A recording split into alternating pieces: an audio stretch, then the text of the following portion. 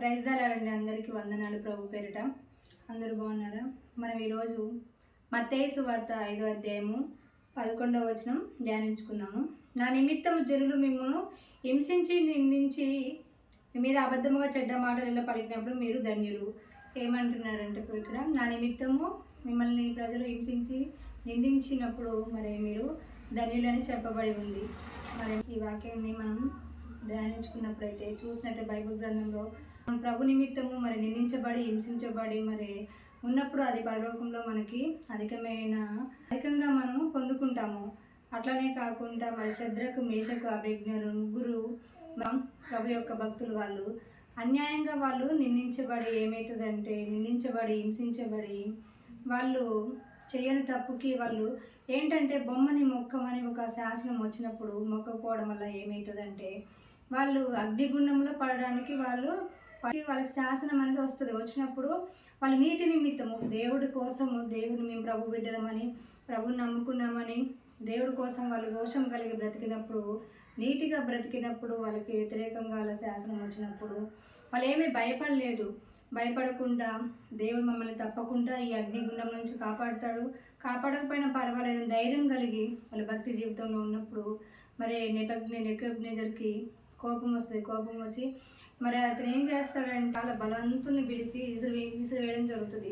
వాళ్ళు చనిపోతారు, కానీ ఈ ముగ్గురు భక్తులు చనిపోరు. వాళ్ళు దేవుడి నిమిత్తము దేవుడి కోసము దేవుడి నిమిత్తం వాళ్ళు ఈ శిక్షను అనుభవిస్తారు. అయితే వాళ్ళకి ఏమి కాదు, అందులోకి వెళ్ళినప్పుడు ఏమి కాకపోవడం వల్ల ఆ రాజు చూస్తూ ఉంటారు. గమనించినప్పుడు అక్కడ నలుగురు ఒక వ్యక్తి దేవదూతను పోలిన వ్యక్తి కనపడ్డప్పుడు అప్పుడు ఆ వ్యక్తిని మళ్ళీ పిలుస్తాడు. నెబుకద్నెజరు వీళ్ళని పిలుస్తాడు. ఎవరిని? శద్రకు మేషకు అభిజ్ఞలు ముగ్గురిని పిలిచి సర్వోన్నతుని దేవుని బిడ్డలారా మీరు రండి అని పిలిచినప్పుడు వాళ్ళు క్షేమంగా బయటకు వస్తారు. అలాగే మరి దేవుడి బిడ్డలని మీరు కూడా దేవుని నమ్ముకొని మారు మనసు రక్షణ తీసుకొని మరి జీవితంలో వెళ్ళినప్పుడు దేవుడి నిమిత్తము మరి నా నిమిత్తం అంటారు ప్రభు నిమిత్తం మీకు ఏమైనా శ్రమలు ఇబ్బందులు ఎదురైనప్పుడు మీరేమీ భయపడాల్సిన అవసరం లేదు. వస్తాయి, రావని కాదు. అలా వచ్చినప్పుడు దేవుడు మరి ఎలాగైతే రక్షించాడో అలాగే మిమ్మల్ని కూడా రక్షించడానికి సమర్థుడు.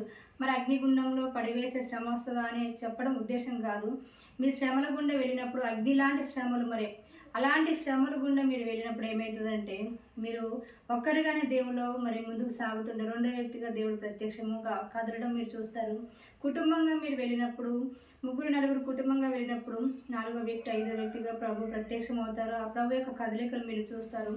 అంతేకాకుండా మరి అలాంటి శ్రమలు కూడా దేవుడు తప్పించడానికి ఆ భక్తులను తప్పించిన దేవుడు మిమ్మల్ని కూడా తప్పిస్తాడు.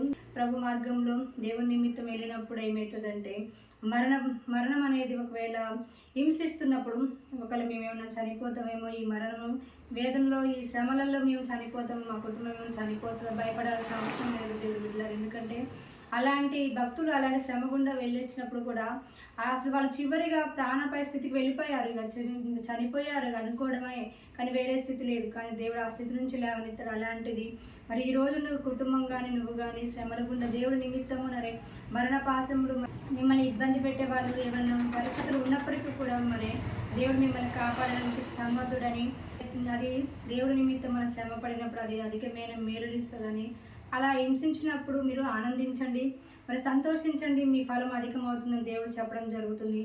ఎందుకంటే మీకు ముందున్న ప్రవక్తలు అలాగే హింసించారు కాబట్టి మీకు కూడా శ్రమ వస్తుంది. కాబట్టి అలా వ్యక్తులను తప్పించిన దేవుడు నేను మిమ్మల్ని కూడా తప్పిస్తానని చెప్పడం జరుగుతుంది. అంతేకాకుండా దానియేలుని కూడా మనం చూసుకున్నప్పుడు మన దానియేలుని కూడా సింహాల భూమిలో వేసినప్పుడు అధికారులు ప్రధానులు ఏం చేస్తారంటే రాజుని ఒక శాసనం తెప్పించి సింహాల భూమిలో వేసినప్పుడు రాజు చాలా బాధపడతాడు, తప్పించడం ట్రై చేస్తాడు. కానీ ఆ శాసనాన్ని మార్చడం రాజు వల్ల కాకపోవడం వల్ల ఏమవుతుందంటే సింహాల భూమికి అప్పచెప్పినప్పుడు రాజు ఉదయమే వచ్చి దానియేలు దేవుడు రక్షించినప్పుడు దానియేలు అంటాడు ప్రభు ఆజ్ఞాపించాడు నేను రక్షించబడ్డానంటాడు.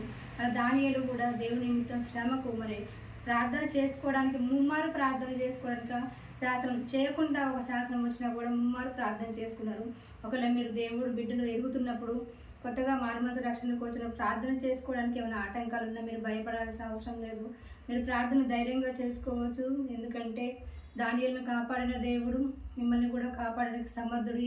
ఈ మధ్యాహ్న కాల సమయంలో మీరు కూడా ప్రభునందు ధైర్యం తెచ్చుకొని మరి దానియేలులాగా, శద్రకు, మేషకు, అబేద్నెగోలాగా మీరు ఆ బిడ్డలను ఆదర్శంగా తీసుకొని ఈ భక్తి మార్గంలో మరి ముందుకు సాగాలని, బలాత్కారులు దేవుని రాజ్యంలో ఉంటారని దేవుడు చెప్పడం జరుగుతుంది. మరి ఈ వాక్యంని మీరు వినికిడిలో దేవుడు దీవించాలని, మీ సమస్యలలో ఎలాంటి నశించిపోయే సమస్యలు వచ్చినా కానీ, మరి అలాంటి సమస్యలు వచ్చినా కూడా దేవుడు మిమ్మల్ని లేవనెత్తడానికి సమర్థుడని మరొకసారి మీరు ధైర్యం తెచ్చుకోవాలని ప్రభు పేరిట మిమ్మల్ని కోరుకుంటున్నాను. ఆమేన్.